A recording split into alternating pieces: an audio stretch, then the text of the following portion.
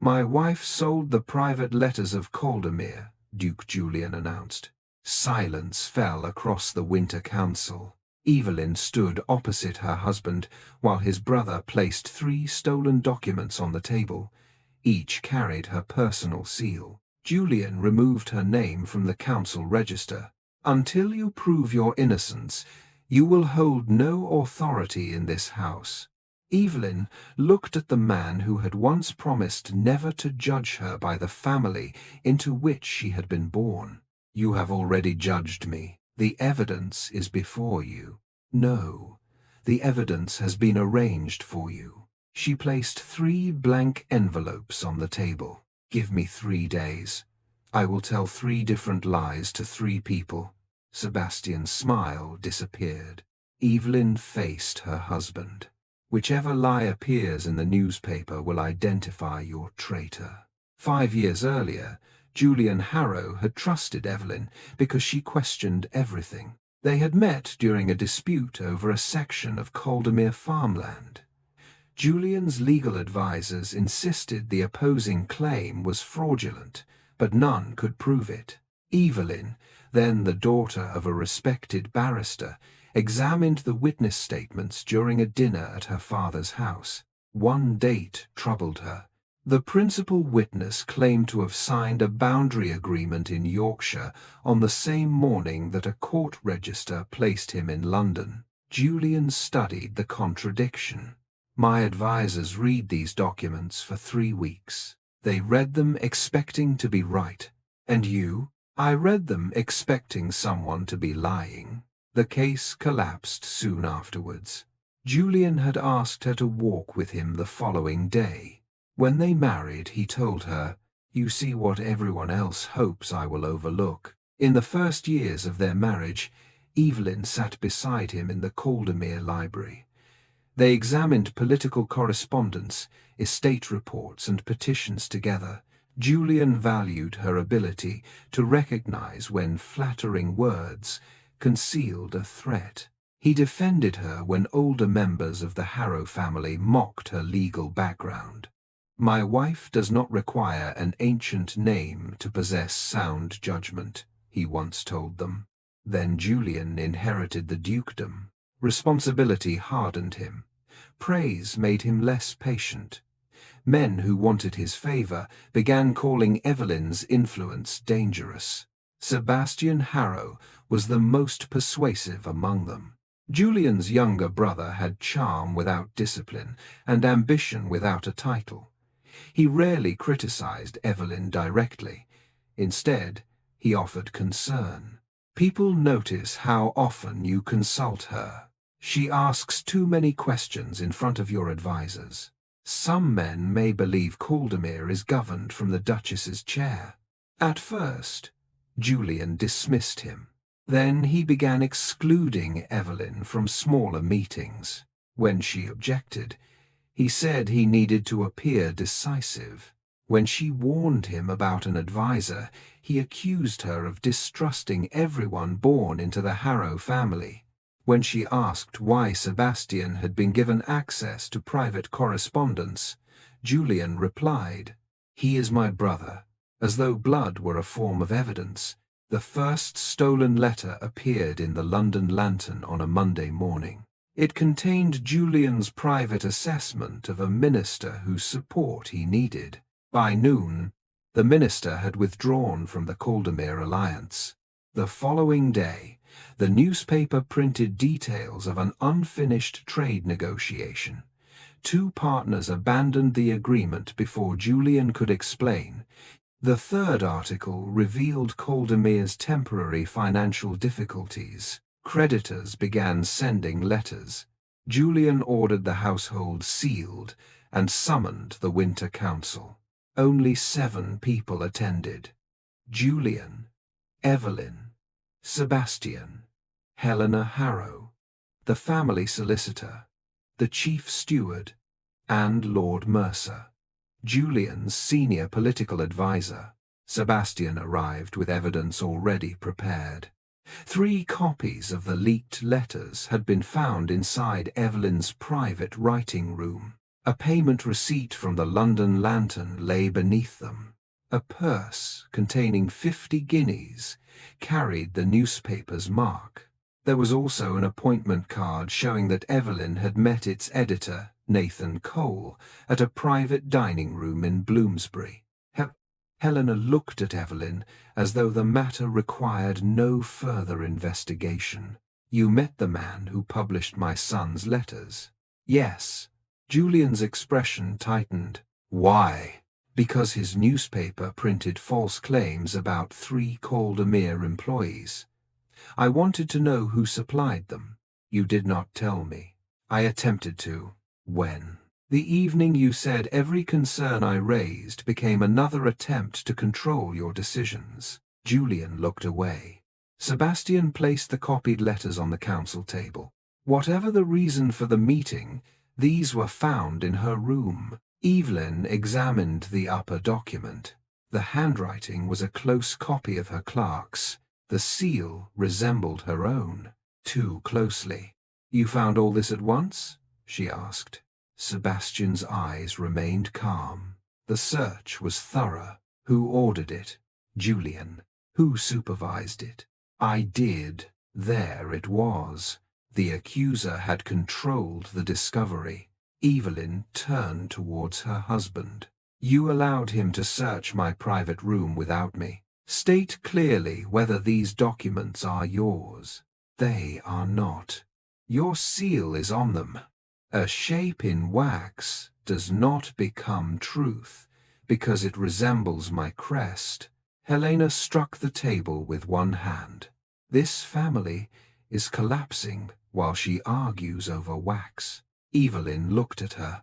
"A family that considers evidence an inconvenience deserves to collapse." Julian rose. "Enough." The word echoed through the room. He removed the council register from the steward and crossed out Evelyn's name. Until the investigation ended, she would lose access to political correspondence, the family library, and the Caldermere seal. No servant connected to official records could accept her instructions. He did not accuse her in private. He announced the restrictions before the entire council. Evelyn listened without interrupting. When he finished, she said, "You did not remove me because the evidence is strong. You removed me because my guilt is politically convenient. I must show our allies that Caldermere can govern its own household. So you sacrificed your wife to prove you are not controlled by her." His face changed, but only briefly. Sebastian concealed his satisfaction behind concern. Evelyn did not leave Caldermere House. She moved her work into a small eastern sitting room and began examining what remained available to her. Julian had taken the political files. He had not taken her private accounts. He had not taken the household supplier lists, personal letters, or old sealing records. Clara Reed, Evelyn's secretary, brought the disputed documents after copying them under supervision. "The guards would not allow me to remove the originals," Clara said. "Copies are sufficient for comparison." They placed one of the false wax seals beside Evelyn's genuine impression. At first, the difference appeared insignificant. Then Clara held both towards the window. "There," she said. A thin fracture crossed the falcon's left wing on the false seal. Evelyn's personal matrix contained no such flaw.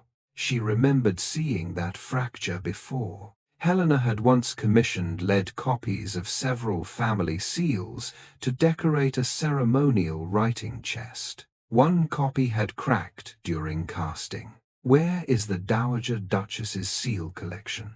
Evelyn asked. "In the Western Cabinet." "Who holds the key?" "Lady Helena and Mr. Sebastian when she travels." They examined the forged invoice next. The paper came from a London supplier Evelyn had never used. Its watermark matched stationery purchased for Sebastian's gaming club. The copied letters contained another error. Evelyn always wrote the village name, Ashcombe Cross, as 2 words. The forger wrote Ashcombe-Cross. Sebastian used the same error in nearly every note he sent from university. Clara looked towards the locked door. Will His Grace listen? Not yet.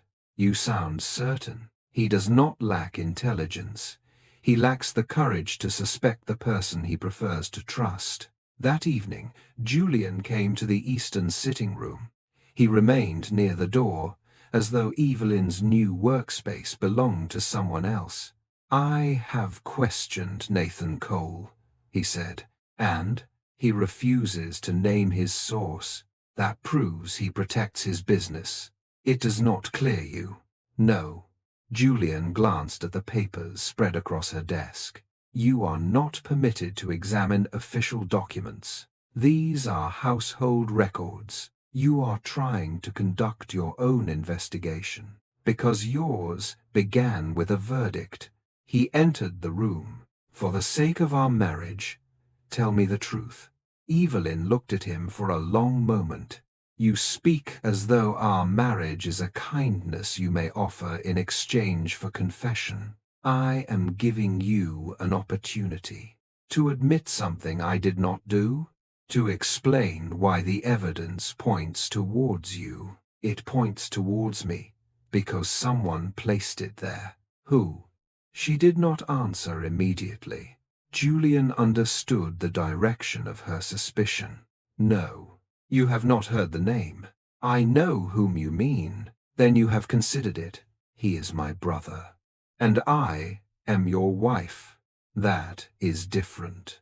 Yes, Evelyn said quietly. You have made it different. Julian's expression hardened. Sebastian has served this family all his life, and I married into it, which means my loyalty must always be examined while his is assumed. He turned away. Evelyn watched him retreat into silence. Then she placed 3 blank envelopes upon her desk. There is a method that requires no faith in me. Julian looked back. I will give 3 different pieces of false information to 3 people. No servants, no open records. Only you, I, and each recipient will know their version. What information? The location of your supposed meeting with the French representative. There is no such meeting. Precisely. She indicated the envelopes. Sebastian will be told Bath. Lord Mercer will be told Oxford. Your mother will be told Dover. Julian studied her. You could send one of those details to the newspaper yourself. Then keep me watched. Seal my correspondence. Place guards at every door. You objected when I restricted you. I objected to being condemned without proof. I do not object to a controlled test. Sebastian was summoned. So were Helena and Lord Mercer. Each received a sealed note privately. Sebastian read his in Julian's study. A secret meeting in Bath. He folded the message once. Why tell me? Because I need you to prepare a carriage discreetly, Julian replied. Sebastian smiled. Of course. But when he left, his gaze settled upon Evelyn's face. For the first time since the accusation, she saw fear beneath his confidence. For 3 days, Caldermere House remained under guard. Evelyn sent no letters. Every visitor was recorded. Julian barely spoke to her. On the 2nd evening, he entered the eastern corridor and found her alone beside the window. If this trap fails, he said, will you accept that the evidence against you remains? No. His jaw tightened. Then what will satisfy you? A fair investigation. You speak as though I acted from pride. You accused me publicly because you feared appearing weak. I acted to protect Caldermere. When did protecting this family begin to mean sacrificing the person you married into it? The documents carried your seal. Evidence should force investigation. Pride forced your verdict. He looked at her as though he wanted to deny it. Instead, he asked, do you still believe I know you? Evelyn's answer came softly. I believed you did. Before dawn on the third morning, newspapers struck the front steps. A footman carried the first copy into the breakfast room. Julian opened it. Across the front page ran the headline, Duke of Caldermere to hold secret French meeting in Bath. The room became silent. Bath was the information given only to Sebastian. Helena stared at her younger son. Lord Mercer lowered his coffee cup. Sebastian did not move. Then he laughed. A clever trick. Evelyn watched him. You were the only person told Bath. Or you arranged for the newspaper to print it. She has been under guard, Julian said. Guards can be bribed. Evelyn removed 3 sealed copies of the false notes from Clara's case. Each bore Julian's countersignature and the recipient's name. Sebastian's smile faded. But before Julian could speak, a servant hurried into the room, carrying another envelope. It had been found beneath the door of the council chamber. The letter was written in Evelyn's hand. It contained a full confession. According to its pages, she had leaked the correspondence to punish Julian for excluding her from power. Sebastian took it first. There is your truth. Julian looked from the confession to his wife. Evelyn did not defend herself. She examined the paper, the ink, and the seal. Then she looked directly at Sebastian. Thank you. His confidence faltered. She placed the letter beside the newspaper. You have finally given me the document that proves who wrote all the others. Evelyn placed the confession beneath the morning light. The handwriting imitated hers well enough to satisfy anyone who wanted it to be genuine. The letters leaned at the same angle. The spaces between words matched those in her household notes. But the writer had copied appearance rather than habit. You addressed Julian as my Lord Duke, Evelyn said. Sebastian folded his arms. A guilty woman may write formally. I have never addressed my husband by his title in a private letter. Julian's eyes moved to the first line. Evelyn continued. The writer refers to my office as the East Cabinet. Only members of the Harrow family use that name. The household register calls it the Eastern Sitting Room. Helena looked towards Sebastian. That proves nothing. You have lived here for 5 years.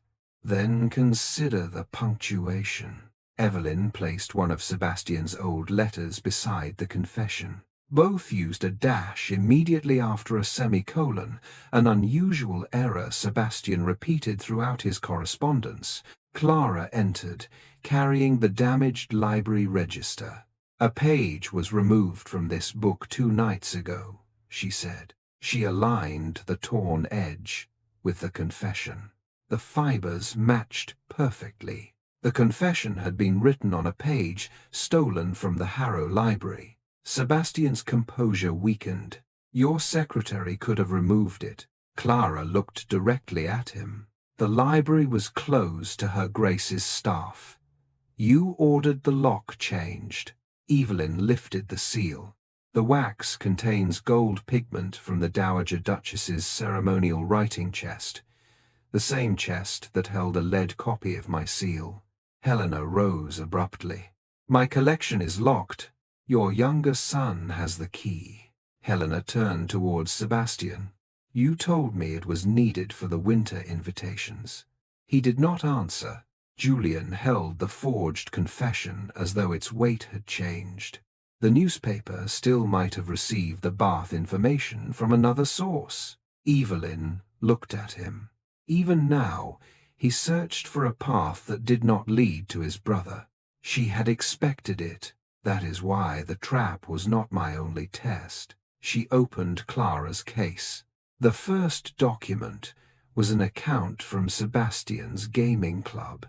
It recorded a large purchase of paper carrying the same watermark as the copied letters.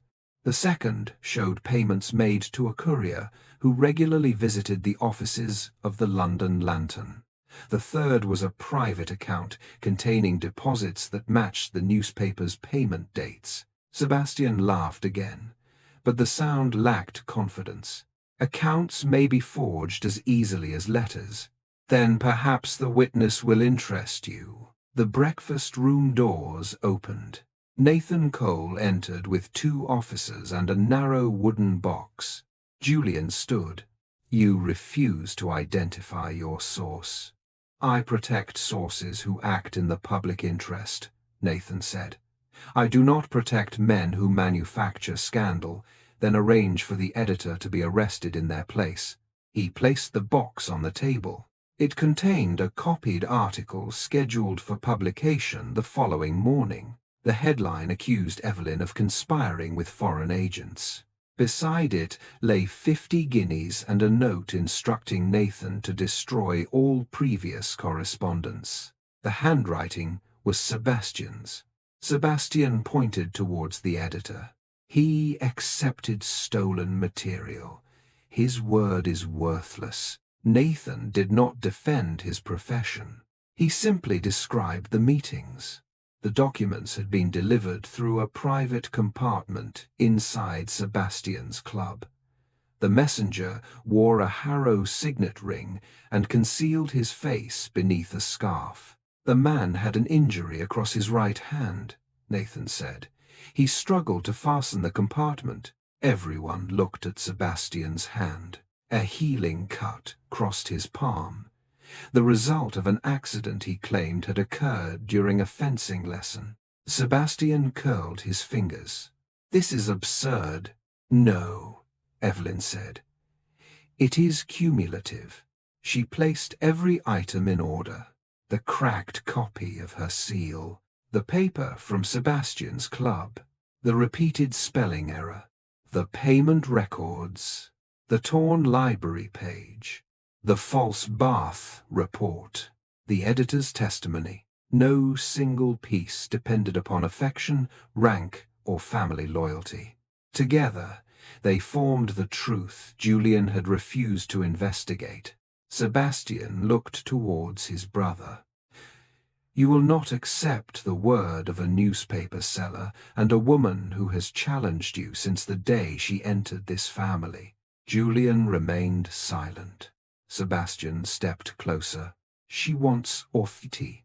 She has always wanted it. This entire performance was designed to make you kneel before her. Evelyn did not ask Julian to defend her. She gathered the documents. The alliance meets at noon. I will present the evidence there. Julian looked at her. This concerns our family. No. You made it public when you called your wife a traitor before your council. Sebastian made it political when he sold your letters.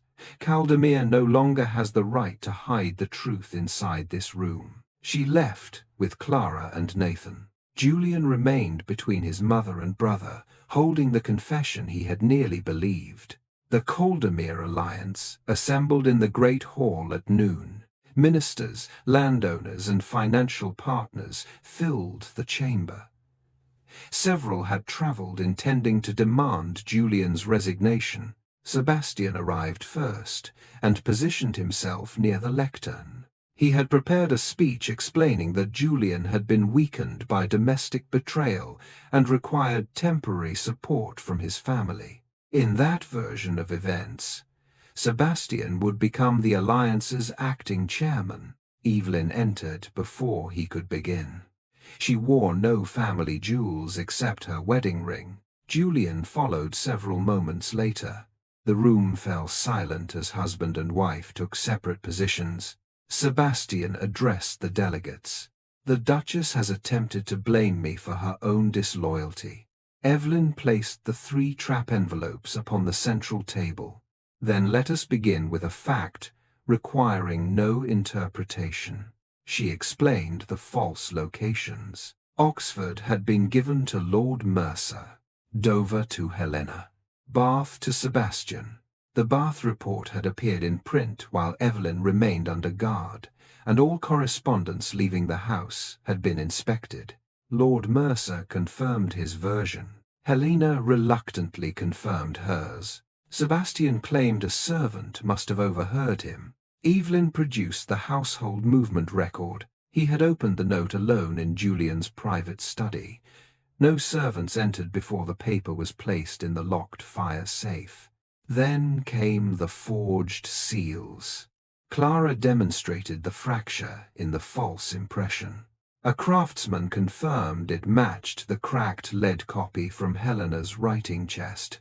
The paper merchant testified that Sebastian's club had purchased the disputed stationery. Nathan described the delivery system. Finally, Evelyn placed the confession beside Sebastian's letters and the torn register page. The evidence did not depend upon Julian's belief. That was the point. One delegate faced Sebastian. Why would you destroy your own brother? Sebastian's restraint vanished, because he was destroying Caldermere himself. He turned upon Julian. You allowed your wife to question advisers in front of servants. You let her examine every decision as though your title required her approval. Everyone laughed at you. Julian's face became still. Sebastian continued. I gave the Alliance a reason to remove her. You should have thanked me. Helena whispered his name. He ignored her.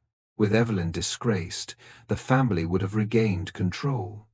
When the Alliance lost confidence in Julian, I would have taken command until he recovered. Recovered? Julian asked. Until you remembered what it meant to be a Harrow. The admission settled across the hall. Julian looked at the brother whose loyalty he had treated as unquestionable, then at the wife whose guilt he had announced before examining a single inconsistency. Take him into custody, he ordered. Sebastian stepped back. You would humiliate your own blood for her? Julian's reply came slowly. No. Your blood protected you from questions that should have been asked years ago. The officers removed Sebastian from the hall, but the delegates did not relax. They waited for Julian to restore order with a declaration that Caldermere had been deceived. Instead, he stepped away from the lectern and faced Evelyn. The Duchess did not betray Caldermere. He looked towards every person who had witnessed his accusation. I betrayed our marriage when I chose a convenient charge over a fair investigation. A murmur moved through the chamber. Julian did not blame Sebastian's skill. He did not blame political pressure. I stripped my wife of authority before allowing her to answer the evidence. I did so publicly because I feared appearing controlled by her. That fear made me easier to control than trust ever had. He placed the council register before Evelyn. Her name remained crossed out. Julian did not take up the pen. You may restore it when and only when you choose to return. Then he addressed the Alliance. I resign as chairman while an independent inquiry examines every document issued under my authority. Several advisers protested. Julian silenced them. A man who condemned his wife before testing the accusation cannot demand unquestioned confidence from this council. For the first time since the scandal began, Evelyn saw him accept a consequence without using her forgiveness to reduce it. She did not return to his side, but neither did she look away. Helena came to the eastern sitting room that evening. Without Sebastian beside her, she appeared older. I gave him the key to the seal chest, she admitted. You also told him about our disagreements. I believed he was protecting Julian. You believed blood made him incapable of betrayal. Helena lowered her eyes. If this becomes public, the Harrow name will suffer. It is already public. Your statement could minimize my role. Evelyn closed the document before her.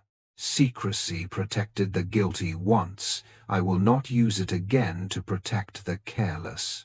Helena's confession was included in the inquiry. She lost control of household correspondence and withdrew from the family council. Sebastian was charged with theft, fraud, and conspiracy to manipulate the alliance.